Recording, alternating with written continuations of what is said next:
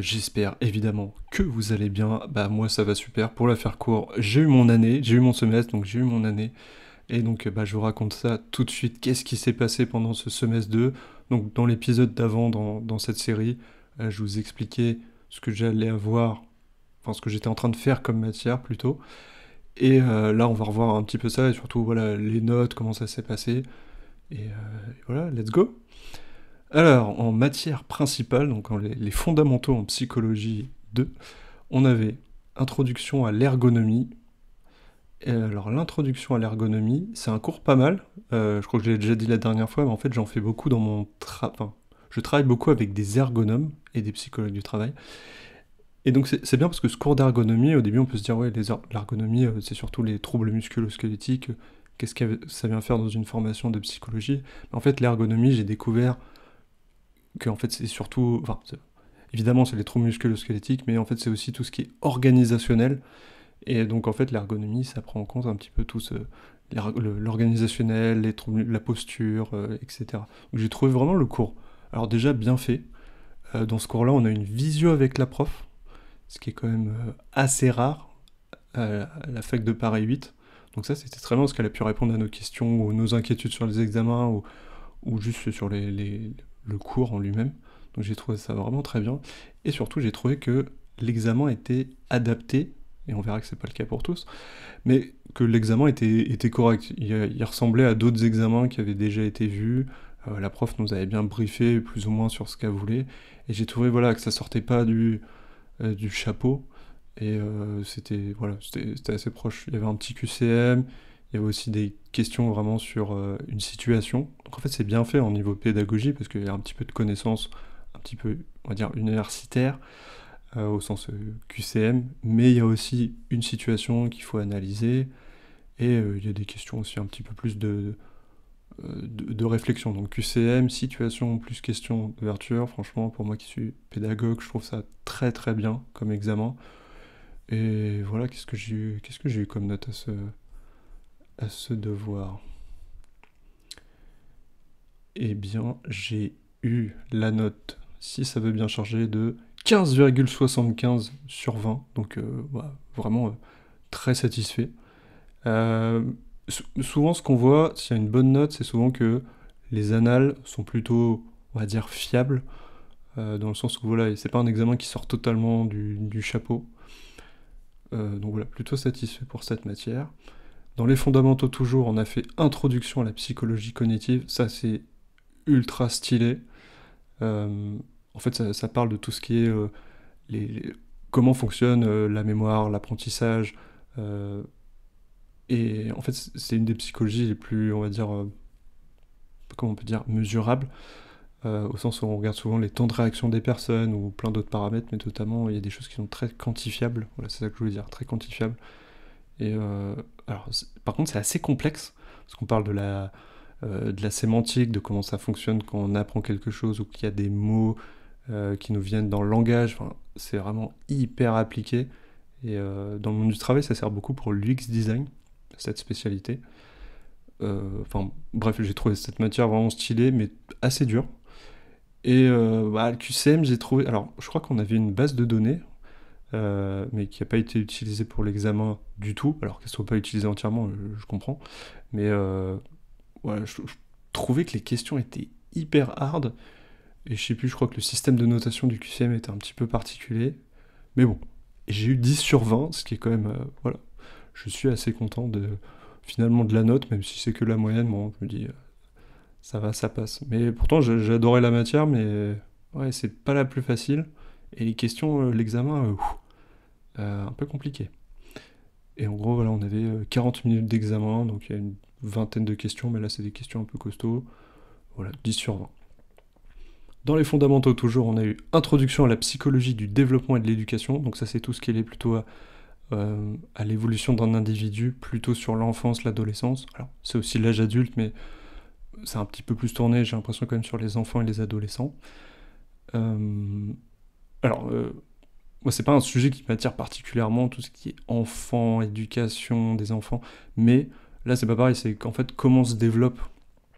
Alors, on va pas vraiment parler du cerveau de l'enfant, mais c'est comment, voilà, comment ça fonctionne, quand il est tout petit, qu'est-ce qui se passe? Il utilise plutôt son côté sensorimoteur. Après, plus il va grandir, plus il va utiliser son cerveau un petit peu différemment, il va résoudre des problèmes. Mais on voit qu'à un certain âge, les enfants, en fait, ils arrivent. Il y a des problèmes qui nous paraissent évidents. Il y a une expérience super connue, en fait, où il y a un verre d'eau, enfin, il y a deux verres d'eau posés sur la table qui ont la même taille. L'expérimentateur, en fait, il verse un certain volume dans le verre numéro un. Et l'autre verre, en fait, il a une autre forme qui est beaucoup plus longue. Et en fait, en fait, on transvase le verre numéro un vers le verre numéro 2. Donc en fait, la hauteur du verre, enfin la hauteur de liquide dans le verre, elle est beaucoup plus haute. Et on lui demande à l'enfant, bah, où est-ce qu'il y a le plus de liquide? Et l'enfant, alors je sais plus l'âge, pardon, mais à un certain âge, en fait, il n'est pas capable de faire la différence. Il va dire, bah, c'est plus haut, donc, bah, en fait, il y a plus de liquide. Ce qui est faux. Il y a plein d'autres expériences comme ça. Donc, ouais, j'ai trouvé ça quand même assez fascinant. Et à un certain âge, justement, il commence à arriver à faire la différence. Donc là, je vous prends un exemple parmi d'autres, mais voilà, c'est un petit peu l'idée de cette matière. Comment fonctionne l'acquisition de l'apprentissage, principalement par l'enfant, de sa psychologie. Et alors là, l'examen, alors c'était un QCM. Parce que, ouais, effectivement, l'examen durait 35 minutes précisément. Pareil, le QCM, alors il y a des questions. On avait une petite base de données, je crois. Il y a des questions. Alors, c'était pas une base de données un petit peu fait à l'arrache en Word. Bon, il y a des questions qui ont été réutilisées, mais globalement, elles étaient posées un peu différemment et il y avait beaucoup trop de choix dans les réponses, il me semble. Et je sais pas, c'était particulier. Et voilà, c'est encore lié à la note. J'ai eu 9,79 sur 20. Alors, je sais pas comment j'arrive à cette note, mais voilà, 9,79 sur 20. Donc ça, c'est pas une note ultra stylée, mais bon. La matière est quand même difficile. Alors, c'est moins difficile que psychologie cognitive, mais ça reste... En fait, il y a beaucoup de connaissances à savoir avec des personnes comme Jean Piaget, Piaget, Vygotsky, etc. Et puis les enfants, c'est assez complexe. Enfin, les individus tout court, c'est complexe, et c'est pour ça que je fais cette fac sur ce sujet merveilleux. Mais voilà, dans les fondamentaux, c'est pas trop mal, mais on voit que c'est la matière un peu difficile, les notes sont pas exceptionnelles. Après, on avait l'UE majeur 2, donc c'est plutôt l'histoire et les méthodes. Donc là, en fait, on a initiation aux statistiques en sciences humaines et sociales. Donc là, voilà, c'est comment faire des statistiques, et ça, c'est ce qui se rapproche un peu le plus de, on va dire, mon ancienne vie d'ingénieur. Même si je n'avais jamais fait de stats comme ça, en fait, toutes les expériences qu'on fait en psychologie, et pas que en psychologie d'ailleurs, mais en fait, bah voilà, faut des individus, faut bien les choisir, faut choisir une bonne population, qui soit bien homogène, etc. Et après, il faut pouvoir analyser ces résultats de manière mathématique. Alors, on reste sur des moyennes, des écarts types, des médianes, ce genre de choses. En fait, j'aime bien avec cette matière, c'est que finalement, on comprend que pour bien faire une expérience, faut bien penser en fait à ce qu'on va analyser. Et en fait, on est obligé de penser les deux en même temps, sinon potentiellement des mauvaises hypothèses. Enfin bref, les statistiques, voilà, ça reste... c'était bien. Et on utilise un logiciel du coup pour faire ça facilement.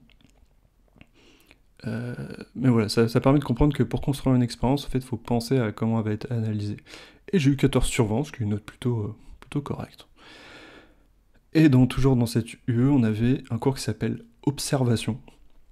Alors, observation, c'est une méthode, la méthode d'observation, et en fait, on peut se dire, mais c'est quoi cette histoire d'observation? Parce que oui, évidemment que je suis observé. Bah, faites le test, vous vous mettez je crois que c'est marqué dans le cours, vous vous mettez à une terrasse, vous êtes deux, et vous demandez par exemple de regarder une personne qui met un courrier dans une boîte aux lettres. Et en fait, en fonction des personnes, si on dit rien d'autre comme indication, en fait, elles peuvent observer et décrire surtout de manière totalement différente.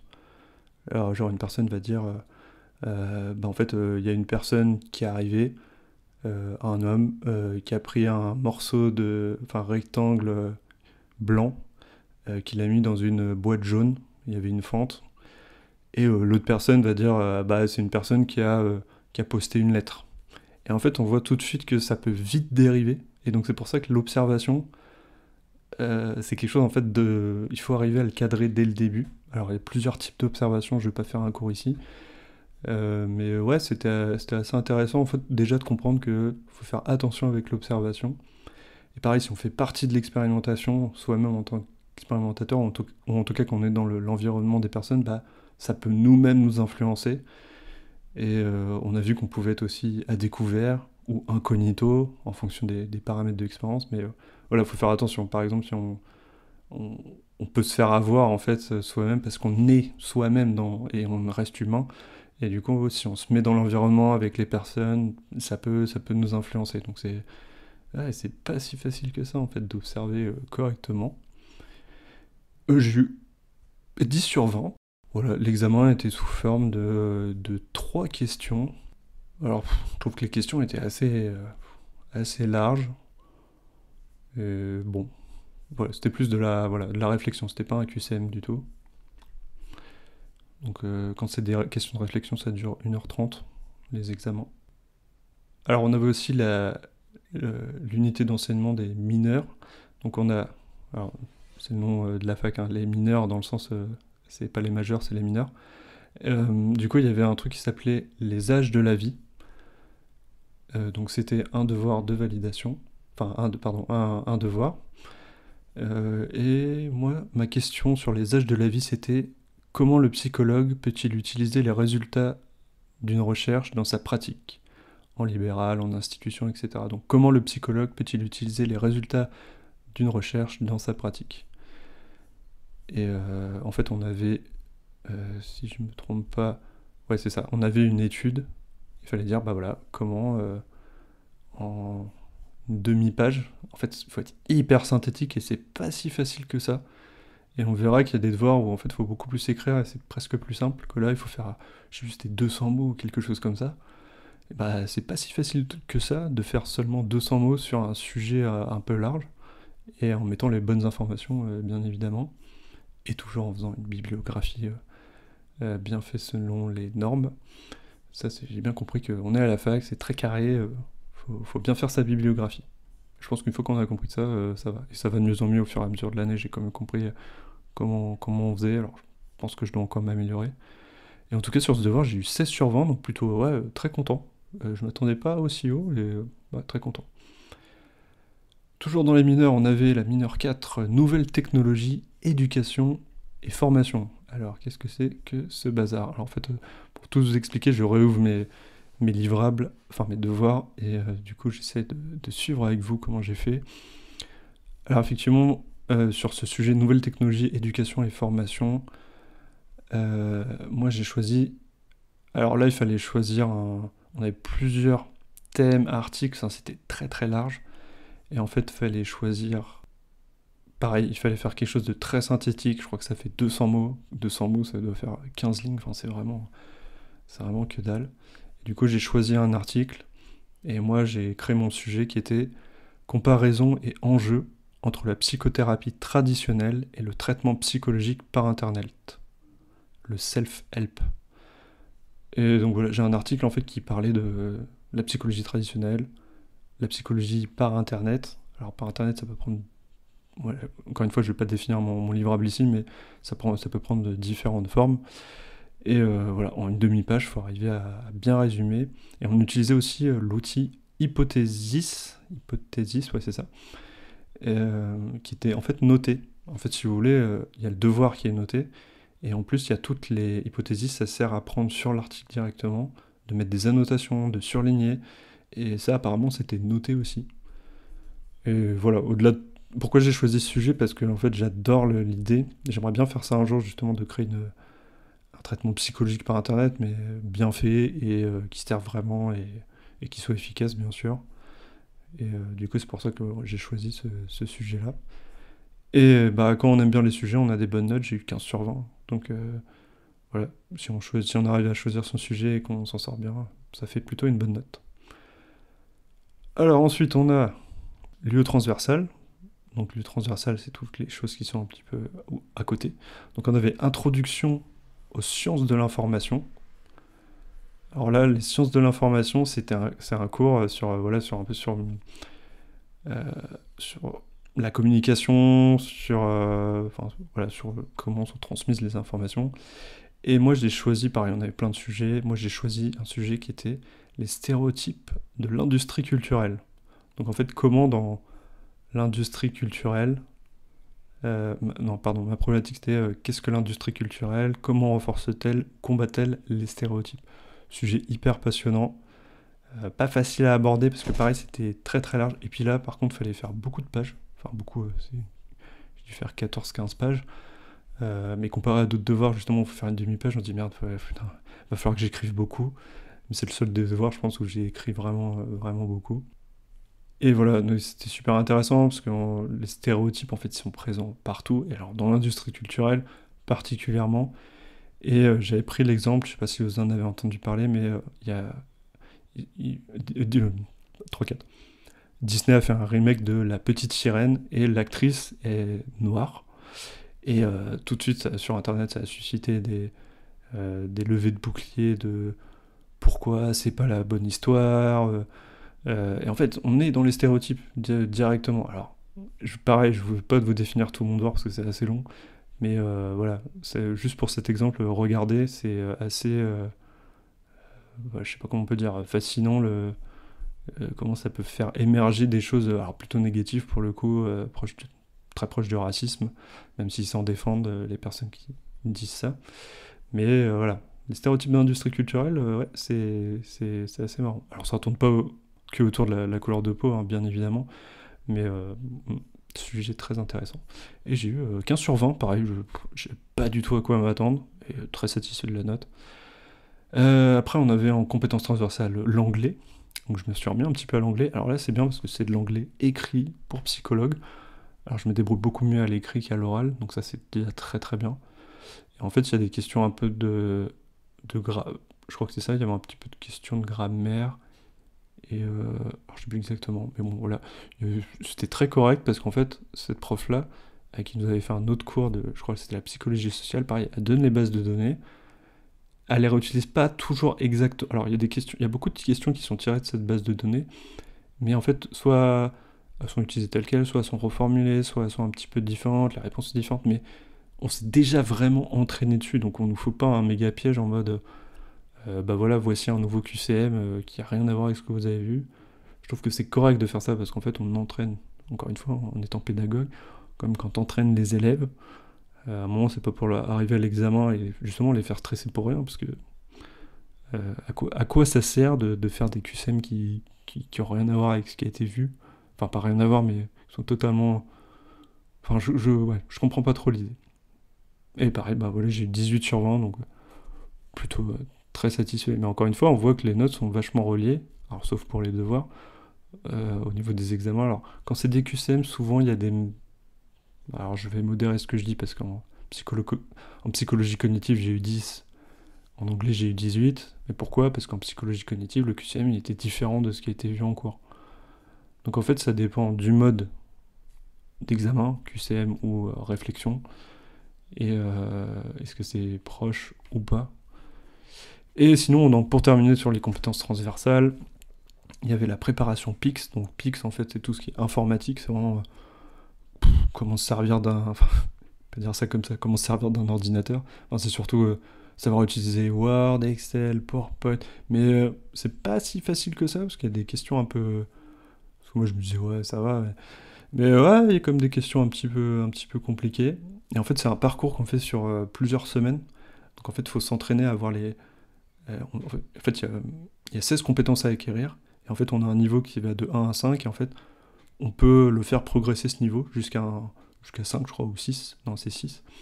Et après, alors, c'est soit on arrive jusqu'à 6, ben là, c'est le top. Soit au bout d'un moment, on arrive à 4, 5, et on se dit, bon, vas-y, j'en ai marre, parce que c'est très chronophage. Et même si on sait se servir d'un ordinateur, c'est très chronophage. Et du coup, voilà, on essaie de monter au maximum. Et après, en fait, tout ça, ces 16 compétences, on passe un examen, je sais plus combien c'était, même pour 30 minutes, 1 heure, je sais pas. Et pareil, qui compte dans la note. Alors, je connais pas les coefficients, mais et je sais pas comment j'ai eu 20 sur 20 pour le coup. Je suis très content, mais je sais pas, j'ai vu qu'il y avait d'autres personnes, donc c'est pas un bug. Mais je pense que c'est parce que j'avais quand même monté vachement les compétences. Alors, pas tout à 6. Des fois, j'étais à 5, je me dis, bon, c'est bon, au bout d'un moment, un peu marre. Alors, si vous faites PIX un jour, PIX de la fac, là, avec les 16 compétences, parce que des fois, on peut passer PIX avec moins de compétences, mais là, il y en a 16. Je peux vous dire que c'est très long. Puis il y a de la cybersécurité, il y a plein de trucs, et c'est pas si évident que ça. Mais bref, ça m'a assuré vraiment la bonne note. Euh, alors, malheureusement, je voulais vous dire ma note générale. Je l'ai plus exactement, mais j'ai dû avoir 13, je sais plus exactement, mais 13, quelque chose. Et au final, à l'année, si on regarde le semestre 1 plus le semestre 2, j'ai une moyenne de 13,9 et quelques. Bon, j'ai pas eu 14, mais c'est pas grave. En tout cas, ça veut dire quoi? Ça veut dire que j'ai validé, et je peux vous dire que je suis très, très, très, très content. Euh, J'avais que 3. Alors, je crois que au semestre 2, j'ai eu 2 notes en dessous de la moyenne. Alors, j'ai eu 9,79. Ah non, j'ai eu une seule note en dessous de la moyenne. Ouais, j'ai eu 9,79. Et au semestre 1, j'avais eu 2 notes en dessous de la moyenne. Je crois que j'ai eu un 8, un 9. Donc sur l'ensemble des notes, j'ai eu 3 notes en dessous de la moyenne. Les autres sont assez proches de la moyenne finalement. Un petit peu plus quand même. Mais bon, tout ça pour vous expliquer que, si j'ai bien compris, parce que c'est un petit peu compliqué leur histoire, en fait on regarde par unité d'enseignement, par UE. Est-ce qu'on a la moyenne? Ça vous dit si vous êtes admis ou pas. Donc en fait, à un moment j'avais 18, 8 et 9. Bah, ça fait au-dessus de 10, du coup mon UE elle est validée. Donc ça c'est très bien. Mais il y a aussi en fait, j'ai pas bien compris, mais en fait si on regarde toutes les notes qui sont présentes, pareil ça fait une moyenne, et en fait il faut avoir 10. Et au début je croyais que c'était par UE, je me dis ah merde, bah s'il y a une UE qui est en dessous, est-ce qu'il faut la repasser? Et en fait non. Enfin, ouais, c'est un petit peu compliqué, peut-être je comprendrai un jour comment ça marche. Mais de ce que j'ai compris, c'est que là si on regarde toute l'année et toutes les notes, ça fait une moyenne au-dessus de 10, mais du coup c'est validé, ça fonctionne. Et en fait, le seul cas où on peut repasser, je terminerai par ça, le seul cas où on peut repasser des notes, c'est quand elles sont inférieures à 10. En fait, si vous avez 10, vous pouvez pas repasser la note. Et là, je me suis posé, j'avais un petit peu par un cas de conscience parce que la vite était résolue. Mais c'était bon, bah voilà, j'ai toutes mes notes, je suis au-dessus de 10, bien 13,9, je suis content. Euh, Est-ce que ça vaut le coup d'aller au rattrapage pour, pardonnez-moi l'expression, se faire chier pendant un mois à réviser pour améliorer 3 notes, et je suis même pas sûr de les améliorer, parce qu'il s'agit de neurosciences, psychologie clinique et psychologie du développement pour 8, 9 et 9,79. Je me suis dit, non, je vais pas me remettre la pression, et moi ça me permet, vous connaissez sur ce podcast l'équation professionnelle, je fais plein d'autres trucs. Je me suis dit, non, mais c'est vraiment pas la peine, hop, je suis en vacances, et puis je suis devenu freelance du coup. Mais du coup, ouais.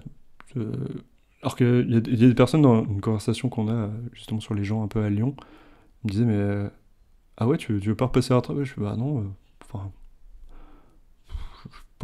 j'ai pas dit ça comme ça, mais je veux pas m'emmerder à faire enfin tout ça pour améliorer, et pas sûr d'améliorer, et en plus pour le peu que je vais gagner. Alors ouais, peut-être au moment du master, je me dirais ah merde, putain, pourquoi j'ai pas amélioré mes 3 notes? Non, en vrai, je pense que ça se passera pas vraiment comme ça, et ça changerait pas. Si on regarde, peut-être que j'aurais atteint 14, bon, admettons. Mais voilà. Bon, tout ça pour dire que je suis extrêmement heureux. Donc voilà, le semestre 2 est terminé. Donc semestre 1, semestre 2, c'est ok. Du coup, ça y est, il me reste plus que 4 ans avant de devenir psychologue. Bah, ça fait toujours une année de moins, hein. C'est pas mal. Donc globalement, voilà, les examens, on retrouve encore cette idée que c'est pas... Ils sont pas toujours très, j'ai envie de dire justes, ouais. Ou c'est pas très équilibré, voilà, entre les différents professeurs. Il y en a qui préparent très bien les élèves à l'examen, et il y en a, c'est un petit peu, voici le PDF, débrouille-toi, bon, voilà. Et justement, la fac nous fait un petit peu une dinguerie, et j'en parlerai plus précisément, je pense, dans un autre épisode, à mon avis. Parce qu'en fait, en début de l'année, ils voulaient passer... Parce que là, on fait tous les examens à distance, chez nous, il n'y a pas vraiment de contrôle. Donc en théorie, on pourrait tricher. C'est là où ça peut poser problème, effectivement, et je comprends tout à fait. Du coup, à un moment, ils ont voulu mettre un logiciel un petit peu plus contrôlant, un logiciel d'examen, quoi, qui regarde que vous êtes bien présent, que c'est bien vous, c'est votre identité, etc. Alors, je sais pas du tout comment ça marche. Et en fait, ça a été refusé parce qu'en fait, ils ont fait cette annonce beaucoup trop tard par rapport aux dates. Bref, juridiquement, ça marchait pas. Et je crois que les élèves ou je sais pas exactement ce qui se passait, mais ils sont à moitié passés en justice quand même pour ça. Donc, pas très correct. Enfin, c'est eux qui ont fait un peu, désolé, hein, pas un peu de la merde. Voilà, sans rentrer dans le débat, et en tout cas, ils n'étaient pas dans les bonnes dates pour annoncer ça. Et là, en fait, ils en ont reparlé, mais en disant, ok, bah, logiciel, ça marche pas. Ils sont un petit peu binaires, j'ai l'impression de, bon, logiciel, ça marche pas, ok, on va vous remettre les examens en présentiel. Mais j'ai l'impression qu'il n'y a jamais d'entre-deux dans cette fac. Et du coup, là, on a prochainement une réunion là-dessus, sur qu'est-ce qui se passe. Après, en soi, c'est pas que c'est pas bien de remettre en présentiel. J'avoue qu'on contrôle mieux l'identité, la validité du diplôme, parce qu'on peut se dire, ok, ça se trouve, c'est pas du tout vous qui avez passé les examens. Donc ça peut être un peu compliqué au niveau de la validité, même si c'est le cas, hein, mais ça peut être compliqué pour la validité du diplôme. Euh, donc je comprends qu'ils veulent le remettre en présentiel, mais ça pose plein d'autres questions. Alors moi, ça m'arrange pas. Bon, admettons, je fais Lyon-Paris, ça va 2 fois dans l'année, bon, voilà, ça va. Mais il y a des personnes qui sont en situation de handicap, qui habitent à l'étranger, il faut qu'ils aillent à l'ambassade, etc. Il y a des gens qui habitent loin, enfin, ouais, ça pose plein de questions de... En fait, ça met une marche à l'apprentissage, parce qu'il y a des personnes qui vont dire, ah bah non, je suis trop loin, je peux pas venir, ça coûte trop cher. Parce que souvent, quand on fait ce genre d'études en distance, c'est parce qu'on est en reconversion, donc on a peut-être un petit peu d'argent de côté, mais globalement, on est en reconversion, donc peut-être qu'on est au chômage, peut-être que... Enfin, ou alors on est, entre guillemets, enfin, des nouveaux étudiants qui viennent du bac, et pareil, on n'a pas forcément d'argent, et je trouve que ça pose beaucoup de questions. Mais bon, j'en parlerai dans un autre épisode, sinon cet épisode va être beaucoup trop long. Enfin, on verra si j'en parle. En tout cas, je vous dirai si c'est passé en présentiel ou pas. Voilà. En tout cas, très satisfait, très content de cette nouvelle année. Et bah, je vous dis à bientôt dans cette série. Et en attendant, n'oubliez pas, ce que vous plantez maintenant sera récolté plus tard. À bientôt!